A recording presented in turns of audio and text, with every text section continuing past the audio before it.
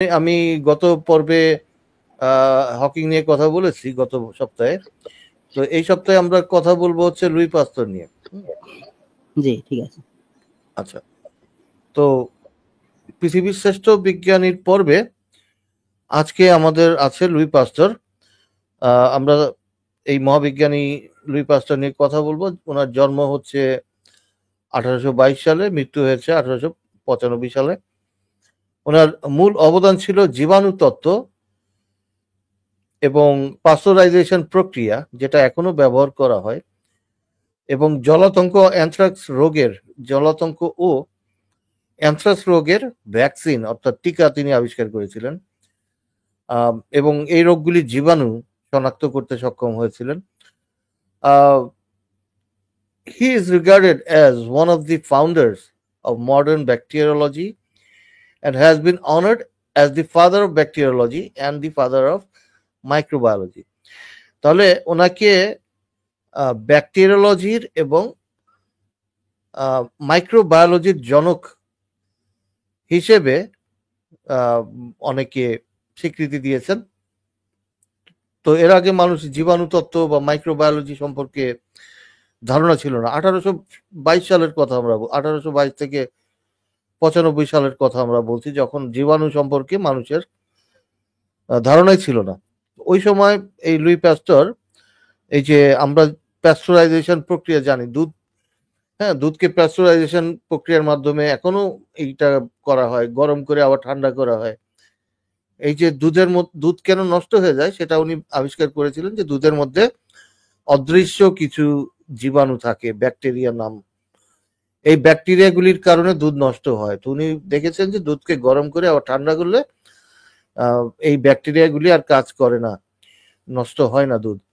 তো এখান থেকে প্যাস্টারাইজেশন প্রসেস, উনি এটা ওনার নামেই হয়েছে, প্যাস্টারাইজেশন লুই পাস্তুরের নামেই হয়েছে।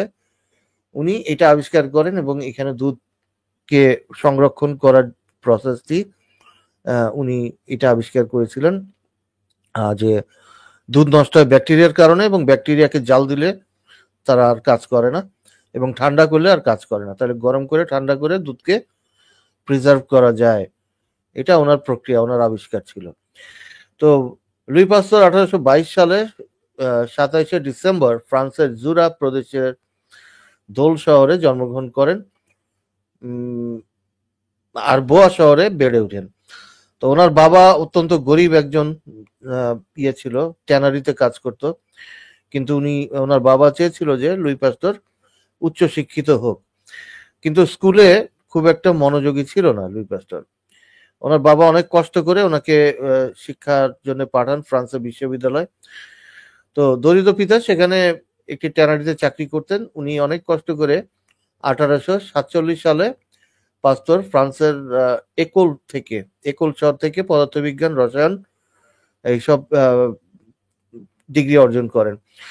রসায়নের ডিগ্রি এবং ডক্টরেট লাভ করেন 1847 সালে তিনি ডক্টরেট অর্জন করেন পদার্থবিজ্ঞান ও রসায়নে।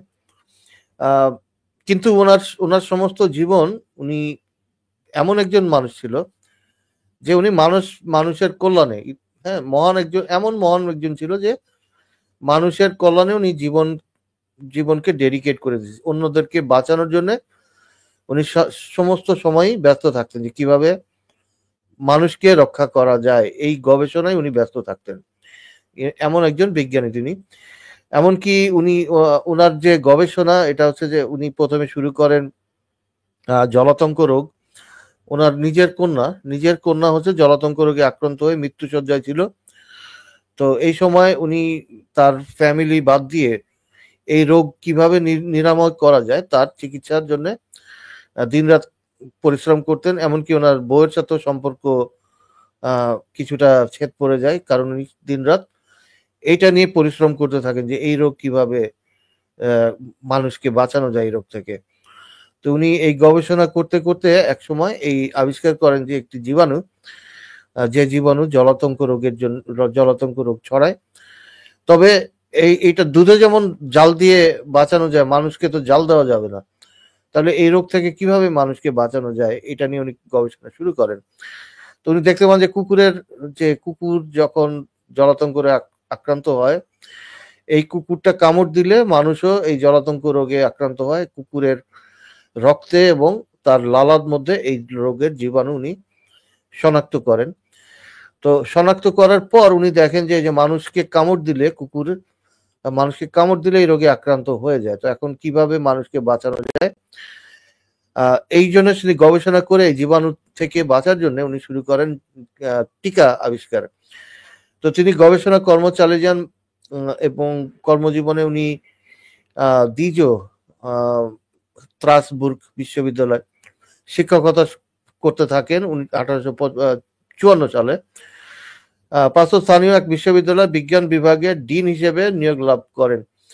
তো ওইখানে তিনি এই টিকা আবিষ্কারের জন্য জীবাণু তত্ত্ব উনি এটা প্রথমে দেখেন যে একটি জীবাণু ব্যাকটেরিয়া, এই অণুজীব যেটা হচ্ছে মানুষের রোগ সৃষ্টির জন্য দায়ী।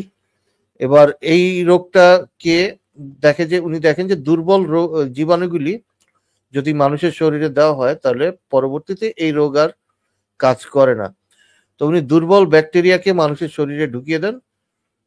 এরপর দেখেন যে এই যখন আসল রোগটা আসে তখন মানুষ এই দুর্বল রোগ থেকে যে অ্যান্টিবডি তৈরি করে, অ্যান্টিবডি তৈরি করলে ওই আসল রোগ সৃষ্টিকারী জীবাণু মানুষকে আর আক্রান্ত করতে পারে না।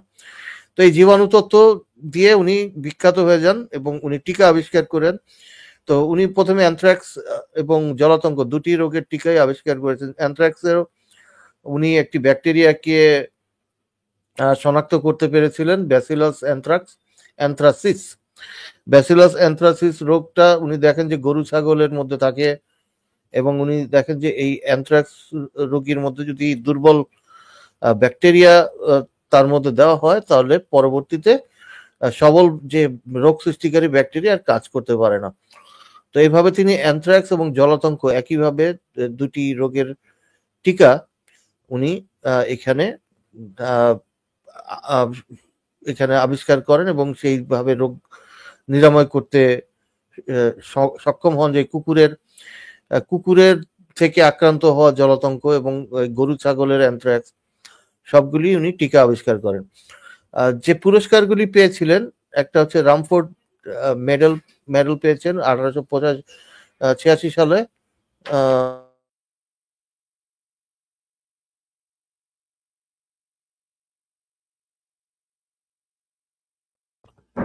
উনি যে পুরস্কার পেয়েছিলেন রামফোর্ড মেডেল 1856 সালে এবং 1892 সাল পর্যন্ত।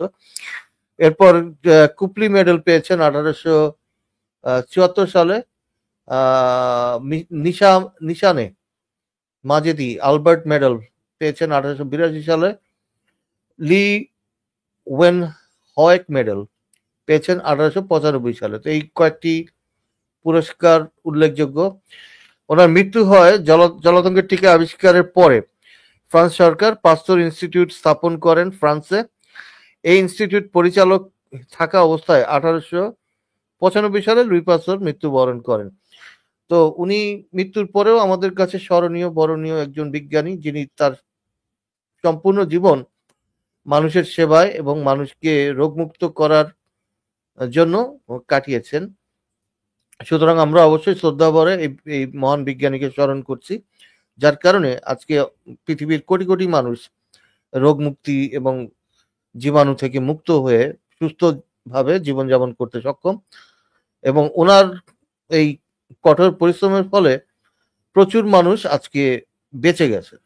ওনার আত্মত্যাগের ফলে অন্য মানুষ কিন্তু বেঁচে গেছে। অনেক কোটি কোটি মানুষ ওনার কাছে ঋণী জীবন ধারণের জন্য।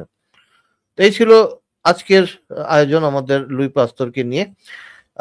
আমরা এর পরবর্তীতে রিচার্ড ফাইনম্যানকে নিয়ে আলাপ করব। রিচার্ড ফাইনম্যান আরেকজন ফিজিসিস্ট যিনি অসাধারণ অবদান রেখেছেন। এটা থাকছে আগামী পর্বে। তো ধন্যবাদ সবাইকে।